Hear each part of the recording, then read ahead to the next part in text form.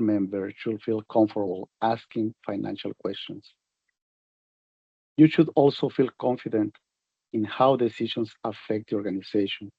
A strong financial leadership starts with an informed board. Ongoing training and talking with your peers build your skills and your confidence. So training to the board is something really important. So you feel confident. That's the main point here. Training and learning and talking with peers. In this way, in this way, you'll feel ready to review budgets, understand financial trends, and ask the right questions.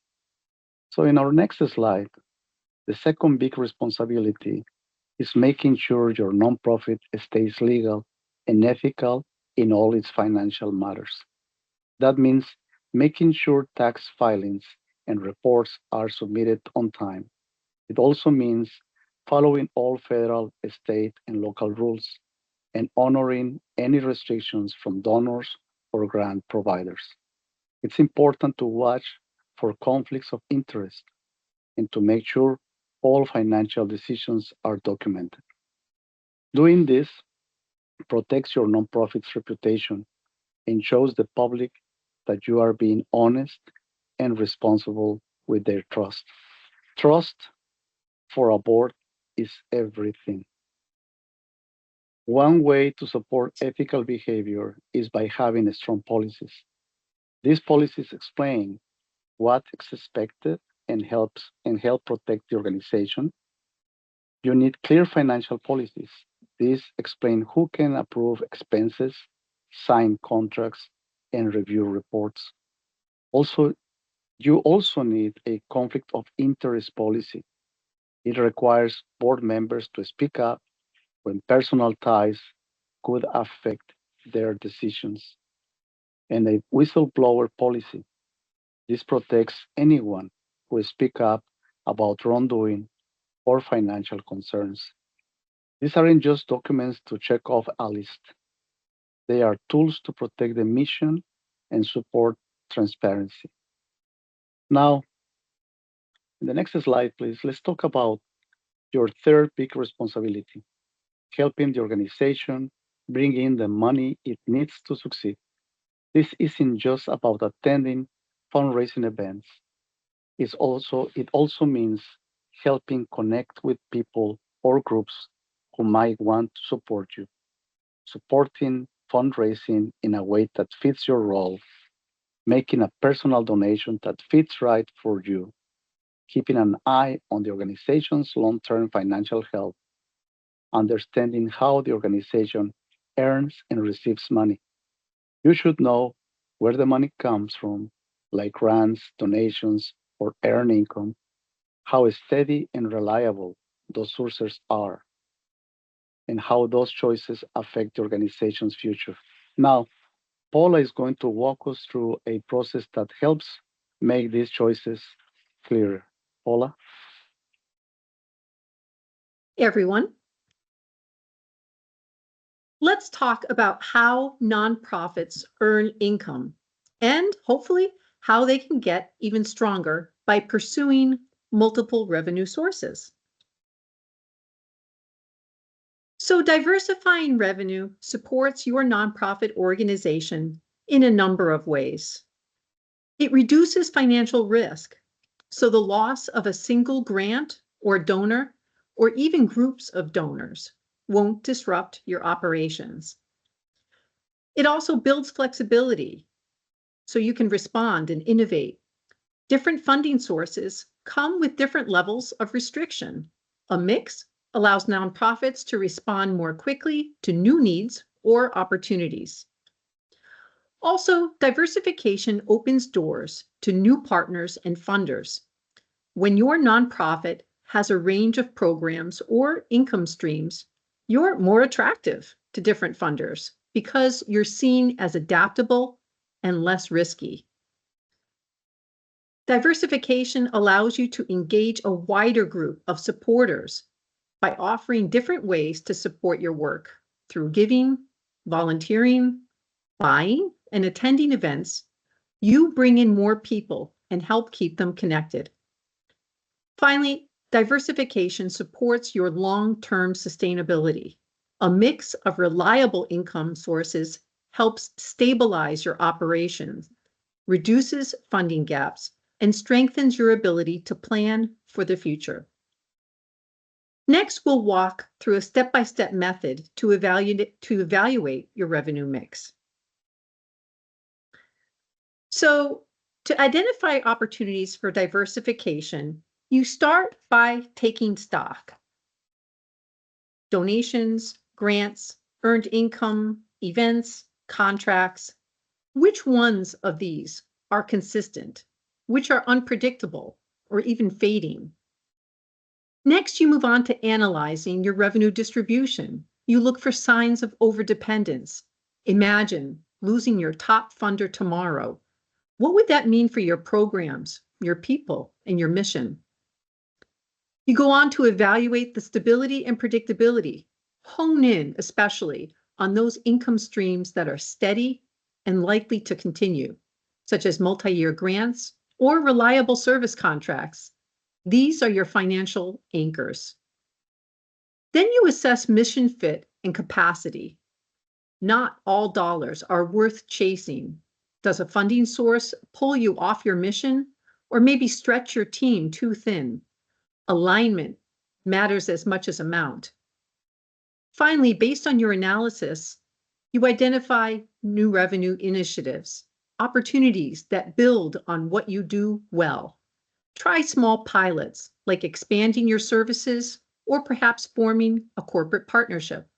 Remember, this is not just about raising more money. It's about creating a mission-aligned financial model. So now that you've walked through this approach, let's look at the main types of revenue streams nonprofits typically rely on. Understanding these can help you see where your organization is strong and where there might be room to grow. So here they are. Most nonprofit organizations draw upon these three core types of revenue. First, on the left-hand side, there's earned income. This includes what you bring in from services, membership dues, or events. These are the dollars you generate by doing what you do best. Then there's contributed income in the middle. These come from contributions, whether they're from individuals, foundations, corporations, or even grants. These are given and awarded to support your mission. Finally, there's investment and miscellaneous income. These include interest, dividends, rental income, and other earnings from your assets. As a board, it's not just about knowing where your money comes from. It's about understanding what it takes to earn or raise it. Think about it. Some of these dollars comes pretty easily. Other revenues have hidden costs, and your job as a board is to help spot the trade-offs and guide smart decisions. Now, it's one thing to list revenue sources on a slide. It's another to see how they work together to support a mission. Let's look at a real-world example from our own community. In this case, from the Massachusetts Maple Producers Association, Mass Maple. Mass Maple has graciously shared their fiscal year 2024 revenues with all of us, and we want to thank Missy Lieb and the board of Mass Maple for these resources. So Mass Maple has one main revenue stream, carefully aligned with its mission as a membership organization, as well as its goals. So first, a little bit about Mass Maple. Mass Maple advocates for maple syrup producers across Massachusetts. Their lean structure includes a part-time coordinator, a warehouse manager who helps oversee inventory, seasonal staffing to support the Big E, a 9-member volunteer board, and that's it. Despite limited staff, they support over 1,000 farm workers in a $13 million industry, making board financial leadership critical. So let's look at their revenue breakdown. Last year, Mass Maple brought in around $220,000. The great majority of it, 88%, came from earned income, primarily Sales to producers, those ubiquitous jugs that you see with the Massachusetts logo on them, that's them. Also from promotional item sales. Another source is event revenue, predominantly the Big E, although the Franklin County Fair brings in money as well. They brought in money through their membership dues, about $50 per member, and also their earned income includes a modest amount from meetings and events. So Mass Maple's revenues tell a clear story, deep roots in membership support, and only modest reliance on external funding. That balance works for many. It's also a starting point to look at options for diversification. Looking more broadly at revenue diversification, your funding plan should match what your organization does and how large or experienced it is. Let's look at two types of nonprofits and the kind of funding mix that might work for them. On the left-hand side, we've got 501c3 organizations that serve a broad public mission. On the right-hand side, 501c5 membership-driven organizations. Starting with the 501c3s, if your board is starting to explore revenue diversification, you might begin by prioritizing individual donors, hosting small, accessible events, and pursuing grants from local funders. As you mature as an organization, you might consider broadening your revenue mix by engaging corporate sponsors, developing more earned income opportunities, and securing multi-year grants. You can also explore programs such as recurring giving, major donor cultivation, and planned gifts to ensure your long-term sustainability. Now, looking at the right-hand side of the 501c3s, these are agricultural associations and trade organizations. So you'll pursue what's called a member strategy. If you're starting to explore revenue diversification, you might want to consider offering tiered levels of membership dues or perhaps incentives to boost engagement and retention. You would focus on delivering cost-effective services like training, tools, and resources that add clear value to your members. As you scale up, you may want to consider introducing regional fee-based services, applying for workforce development grants, or perhaps creating shared service models. Revenue can also grow through affinity partnerships and preferred vendor programs tailored to your members' needs. Regardless of your organization's type, the goal is to be consistent, grow revenues in ways that deliver value and advance your mission. Now, let's transition to exploring grant opportunities, a great opportunity for revenue diversification. Mark? Okay, yes. Now let's talk about grants, definition, and why they are important. And with this, we are in our topic number three. Grants are a common way that nonprofits get funding, but they can also be tricky, as we know. They can open up new opportunities for growth, but they also require time, planning, and a strong fit between your mission and the founder's goals. That's why the board has an important role. You help decide if the grant is worth it, why it matters, and when the right time is to apply. So let's go through how you, as board members, can help shape a smart and realistic grant plan. Let's start with the basics. A grant is money given by an outside organization, like a foundation, business, or government agency. It's meant to support a specific project, program, or idea. Grants are usually competitive for a limited time and come with rules and reporting. They are different from donations. Donations are often flexible, but grants usually come with strict guidelines and expectations. So, next slide, please. Grants are a big part of a nonprofit fund, and if you see here in the pie chart, You will see that grants are more than 30% of the total revenue stream.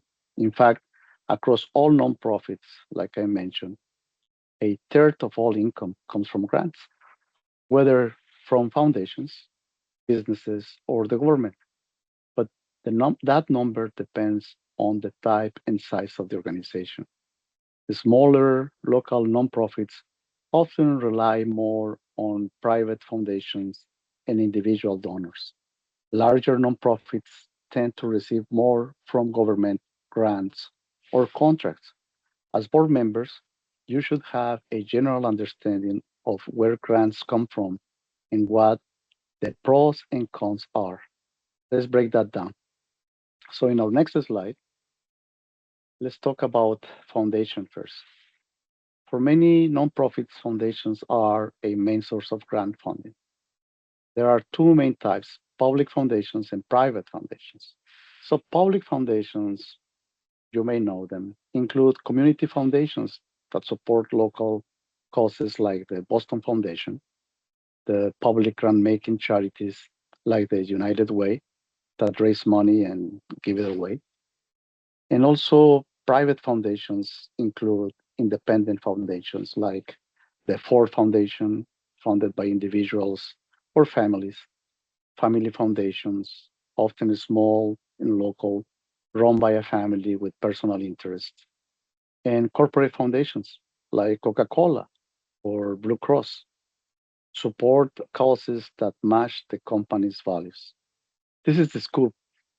For rural and agriculture nonprofits, foundations can be great partners, especially when your goals match theirs. This is important. You need to look for those things. Now, in the next slide, let's take a look at government grants. Many agricultural nonprofits have long used federal and state grants for things like conservation, education, food systems, and rural development. But things are shifting. At the federal level, some programs have been cut or delayed. At the state level, funding is still possible, but tied to the final state budget for 2026, which hasn't been passed yet. So the full picture is still unclear. That's creating more competition. More groups are applying, and the rules may change. Because of that, it's more important than ever to stop and ask, are we truly ready to apply for a grant? That's exactly what we will talk about next, Paula. Thanks. So where do you go from here? We're going to share with you three simple steps that your board can use to figure out if grants are worth pursuing, and if so, what kind? Because not every grant is a good fit, and not every nonprofit is ready to manage one. As Mark mentioned, grants are just one piece of your financial puzzle. Your board needs to begin by looking at how they fit into your nonprofit's full funding picture. Grants are restricted usually. They pay for new programs, which is great, or for short-term growth, also a good thing. Versus things like donations, which are often unrestricted. That means you can use them for staff, for rent, or wherever your need is greatest. Also consider earned income, like fees or membership. This can support independence and long-term sustainability. And there's also corporate sponsorships, which can enhance volunteerism, marketing, and your organizational visibility. So you as board members need to understand these differences so you can help support the right mix of income. Your second step as board members is to really reflect on your own role. You play a crucial role, there's no doubt about that, but it's by providing direction. You do that by ensuring the grant aligns with your mission and strategic plan, by approving which types of grants to pursue, by monitoring compliance, especially if things go wrong, by evaluating the impact of grant-funded activities, and also and always by supporting fundraising more broadly by being an advocate and an ambassador, so grants are part of your bigger picture. This is governance level thinking, helping the organization make smart, mission driven choices. Step 3, before you jump into the grant world, take a moment to ask as a board, are we truly ready? Grants bring resources, but also responsibilities. To avoid headaches down the line, your board and your leadership team should look at a few essentials. As a group, discuss, is our mission and strategy sharp and focused? Are our finances solid, transparent, and easy to explain to outside parties? Can we show results with real data, not just good, heartwarming stories? Do we have the staff or the tools to manage the paperwork and the reporting that's required? If any of these answers resemble not quite, that's not a failure. It's a signal to build your foundation first. Grants should lift you up, not stretch you thin. So when are you actually ready? Well, you look for these green lights. First, your board has discussed it, and you're aligned as a team that pursuing grants fit your organizational goals. That's great. Also, your nonprofit status is active and in good standing. You've got a current strategic plan that guides your work. Your financials are clear, current, and audit ready. Key policies and internal processes are written down and followed. You can point to real results, not just good intentions. And you have the people, tools, and systems to track where the money goes and report it back. Remember, grants come with strings. A list like this helps ensure that you're not tying yourself in knots. Mark? Okay, now that we have covered how to get ready for grants, let's talk about what happens after you receive one. This is the stage where the board stays involved, following progress and continuing to learn. You will help track progress, support the staff, even if it is just one person, and make sure the mission stays in line with the goals of the grant. The next slide, please. So the organization has decided to apply for a grant. As a board member, your role is to help make sure it's a smart choice. How you approach a grant depends on where your organization is in its journey. Most nonprofits go through three general stages when it comes to managing grants. Let's look at each one. So, grant work usually moves through these three categories. First, getting started, where you prepare and begin building relationships. Second, setting up systems and growing your network as you gain experience. Third, scaling up by planning for long term growth and bigger grants. Each phase comes with new questions. The board helps guide the organization through each one. In the next slide, we are going to describe the first step and how this is about building a strong base. Grants should clearly support your mission.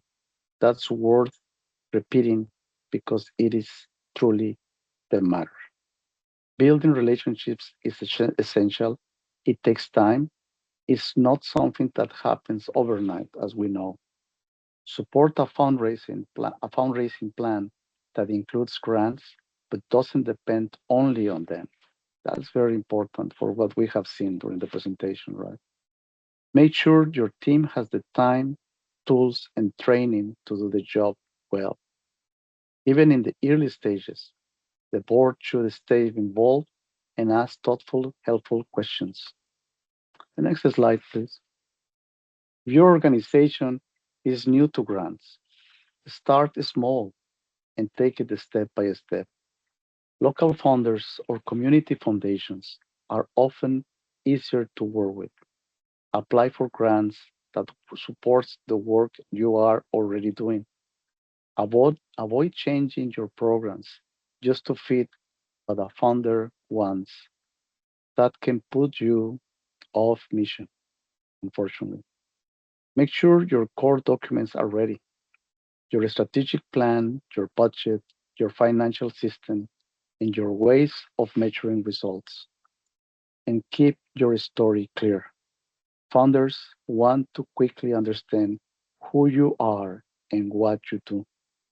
One more thing, use your board's connections. They can open doors in your community. Click it for me, please. As your grant work grows, good systems and strong relationships become more important.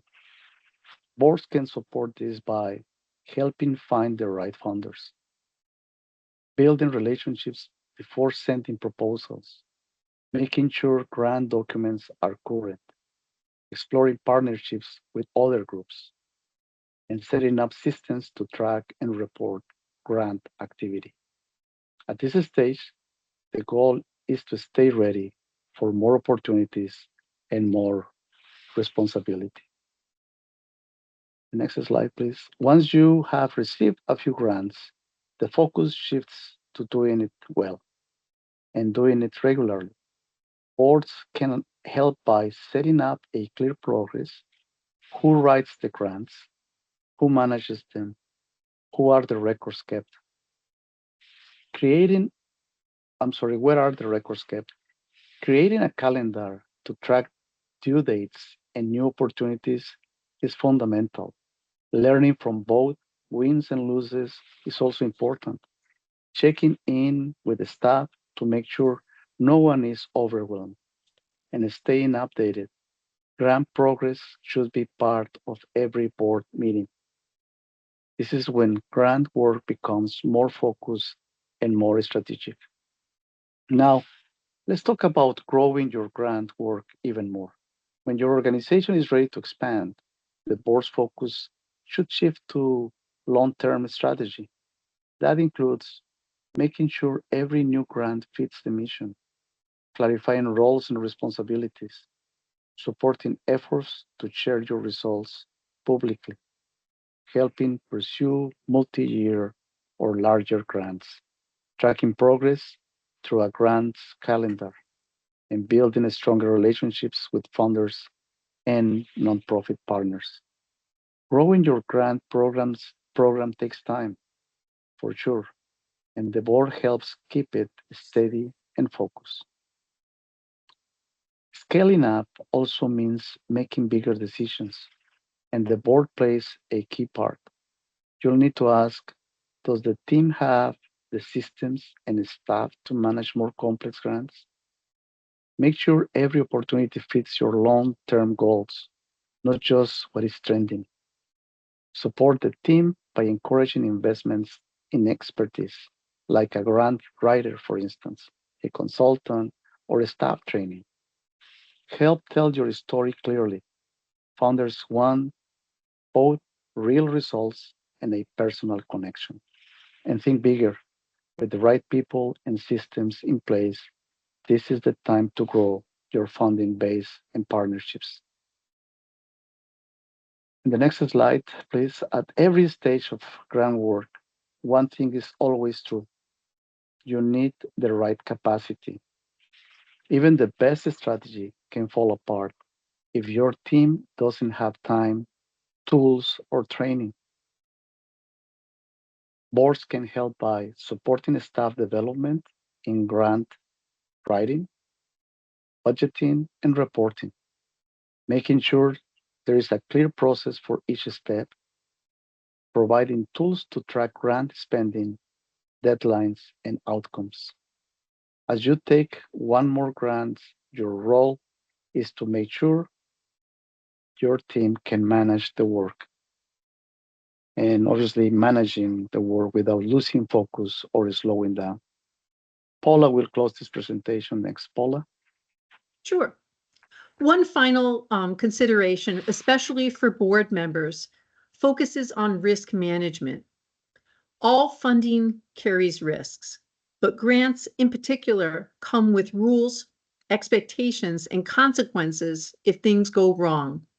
That's why risk management is a key responsibility for your board. This is part of your duty of care. There are three main areas where board oversight matters. First, with compliance. Every grant, as I mentioned, comes with conditions. You must use the money as you promised in your proposal. You have to meet deadlines and you have to report accurately. So you as board members should ask, are we clear on what this particular grant requires? Who's tracking compliance? Do we have a system to catch problems early? Next, there's financial oversight. Overspending or spending on the wrong things can cause real harm to your organization. So you as board members need to monitor grant budgets regularly. This includes checking that grant funds are separated from general funds, that your reporting matches the budget, and that someone is responsible for tracking it all. Finally, there's contingency planning. What happens if that big grant falls through? What if a generous funder pulls out or delays payment? Boards should work with staff to plan ahead, diversify revenue, build reserves, and avoid depending too much on any one grant. So these steps protect your mission, your reputation, and your ability to serve your community. Good risk management isn't about saying no to grants. It's about saying yes with your eyes wide open and with systems and safeguards in place. So finally, as a summary, here are the essential ingredients to make sure that grants are more than a financial patch for your nonprofit organization.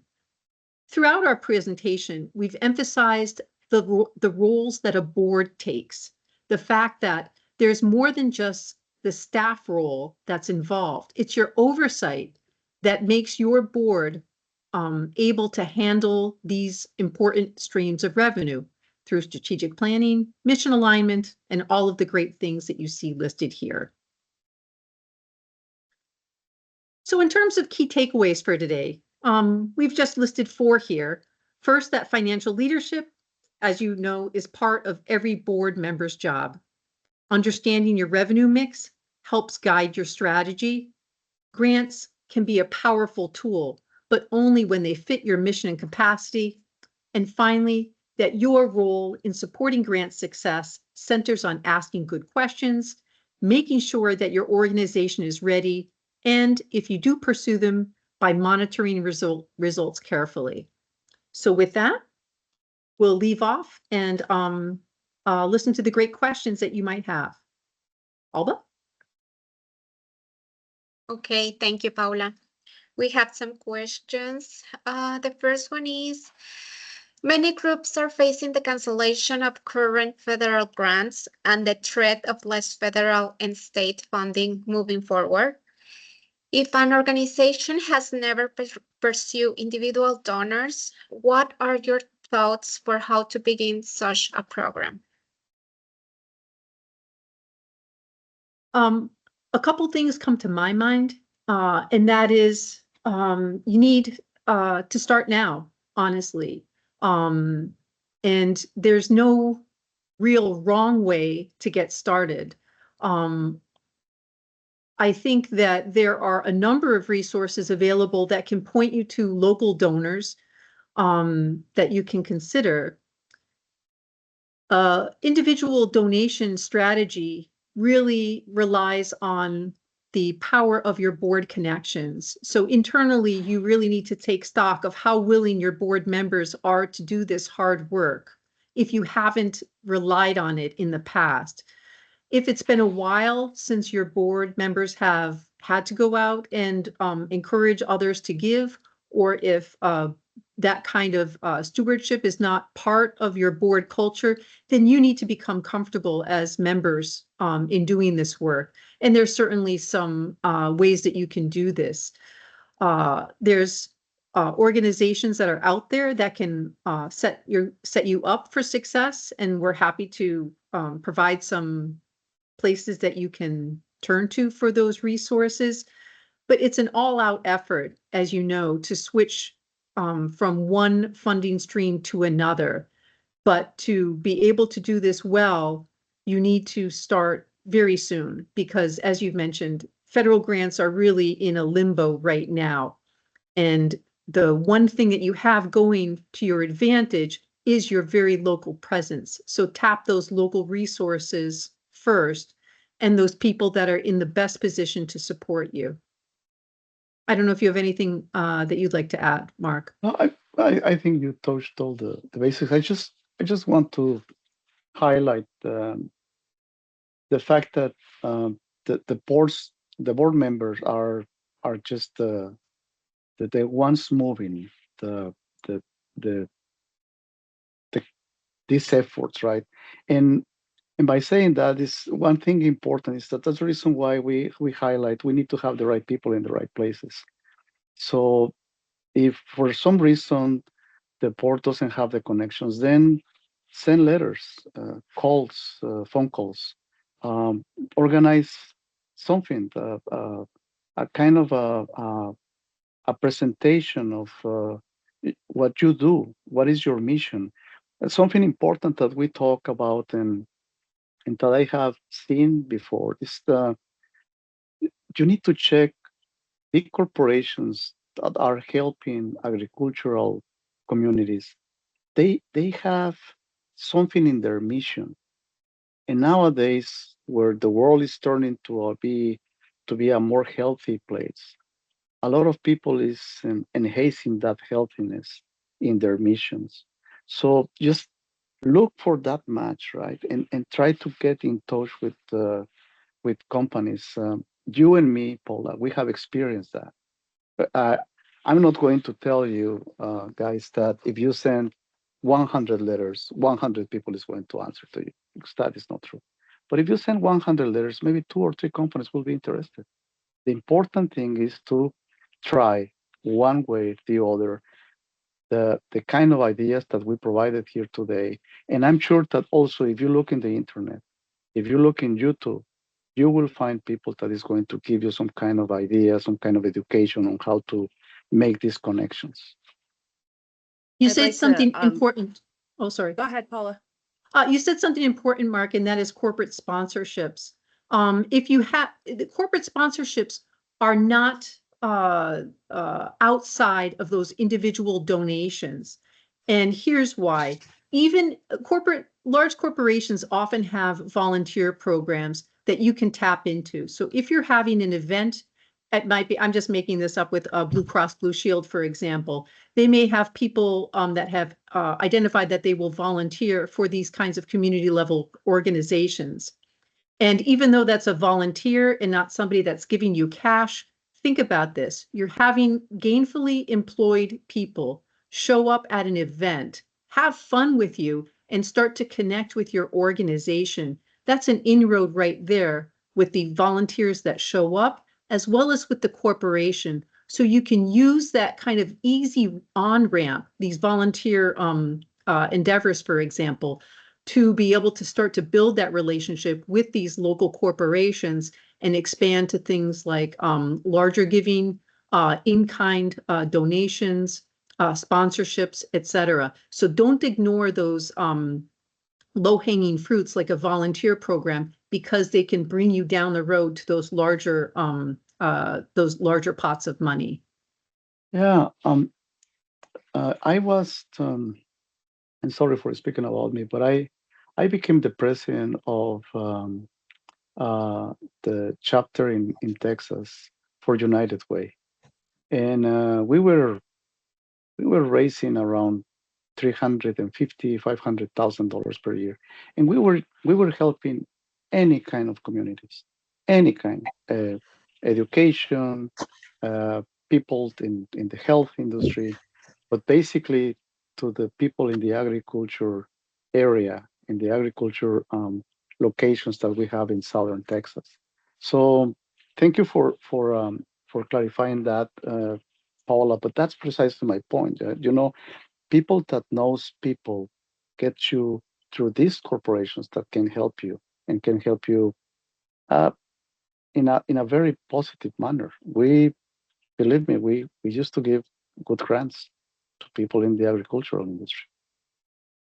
Phil, I want to hear your feedback, but before you do, I just want to underscore a point that this conversation right here underscores the importance of our first training, where the makeup of your board and the folks who sit on your board, how important that is and how important it is to diversify that and not necessarily just engage your friends and your fellow bovine producers to start an organization, but to think strategically about other supporters of your industry who might bring additional skills and connections to your board that could lead to something like these relationships. So just had to put that out there. But Phil, I'd love to hear your feedback.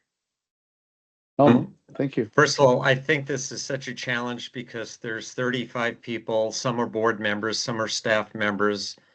Organizations are really small to bigger. So bless you for doing a training with such diversity. And I think, but I do want to say, I think the point you made about relationships is so key. And whenever I have done this work, it doesn't matter if I'm writing a grant or approaching an individual for money. I think long-term, and how can I get to know this person and share the mission of the organization, even if now's not the right time to ask, even if I ask and they say no. And if they say no, I ask to understand what their priorities are, because it really is a long game. The challenge, I think, is right now is with the total right-hand turn of the federal government, people have been left without grants. And I appreciate, Paula, your suggestion that you have to start right away. And I think a good conversation between staff and board would be a way to do that, to say we haven't done any individual giving. How do we begin this? Is there any experience in the room with this? Should we bring on someone to the board who has some experience, and build it out from there? Everybody has a network, and then we just have to find what people are comfortable doing, because we don't want to have people do something they're not comfortable because they won't do it well. That's very true. I think also, as you said, your organization can change overnight like this, right? So all of a sudden you're reevaluating yourselves and saying, are we really around the table set up to succeed in this new environment?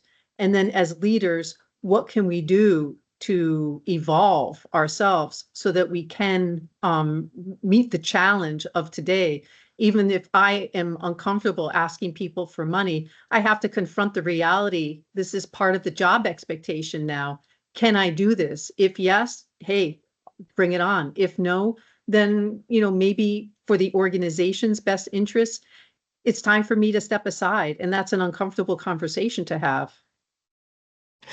Or it might be that I might become comfortable if I had the right training, and that it's hard to do something you have never done before, and money is so taboo in this culture that it does take a little bit of help to understand why it's hard to ask for money, I think, for a lot of people.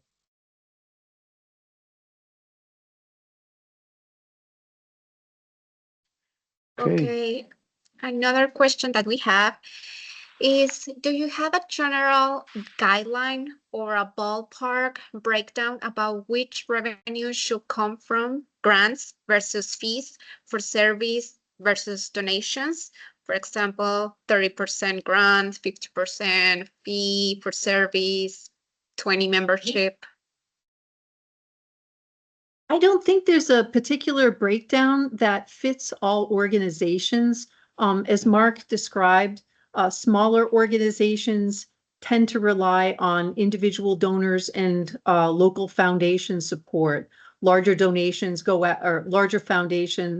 larger organizations tend to rely on fee-for-service contracts and those very admirable large-scale grants.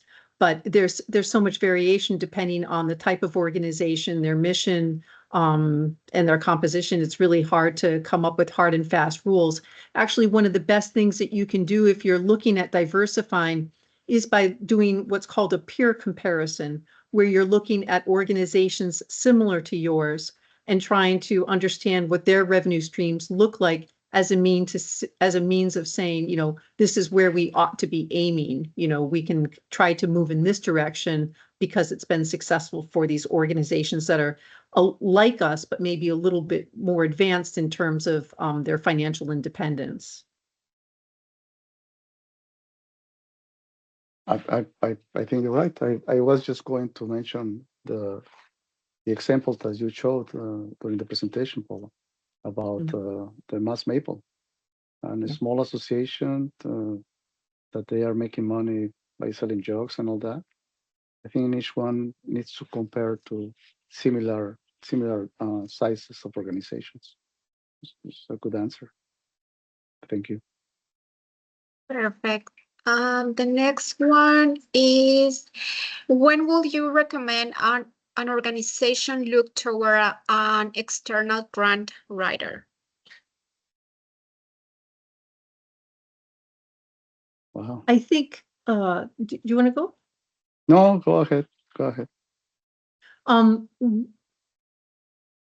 Many organizations, many nonprofit boards can handle those local foundation grant applications. They tend to be fairly straightforward, often developed in conversations with between board members and those local foundations.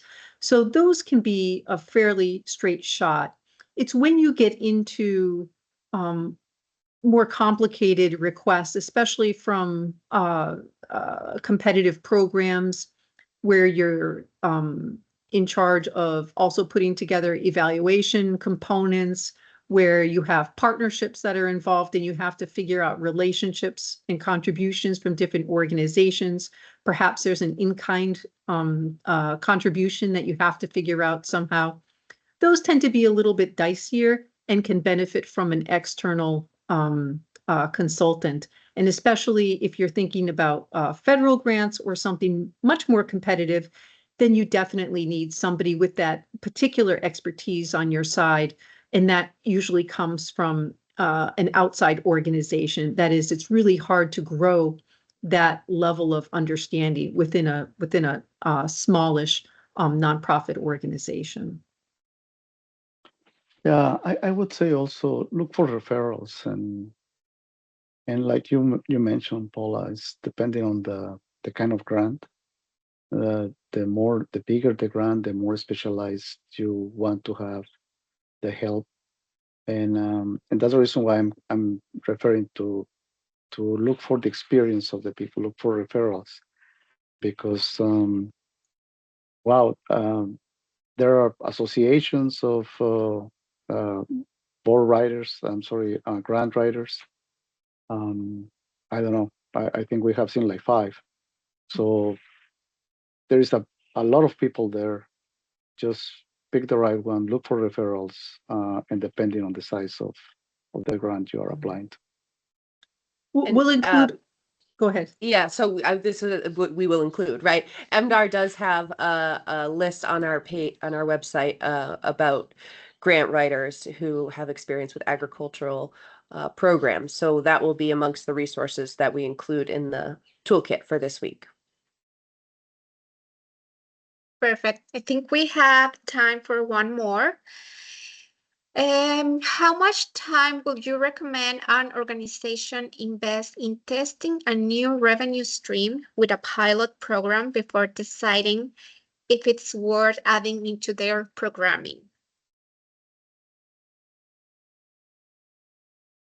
I have a related thought to that, and that is, in my estimation, the purpose of a pilot program is also, well, certainly it's to collect information for yourself to understand if it's worthwhile in terms of the amount of effort that you put into collecting this new revenue, but you're also looking at information that you can then repackage as evidence of your impact to attract a larger donation, especially if you're talking about foundations, for example.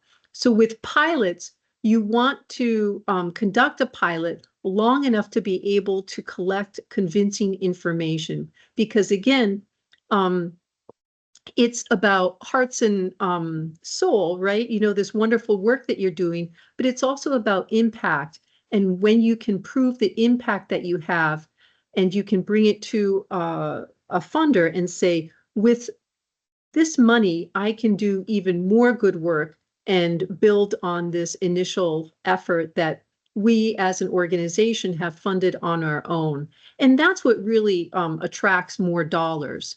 So to answer your question, a pilot project, at least in my estimation, should be about 4 to 6 months in duration, because that allows you to be able to collect information for your own decision making, as well as, you know, in the best world, you come to some realization that it's a great thing that you're doing, and then you can kind of repackage that information and put it out there for others to be able to fund. Do you have any other thoughts on that, Mark? No, I think you hit all the right points.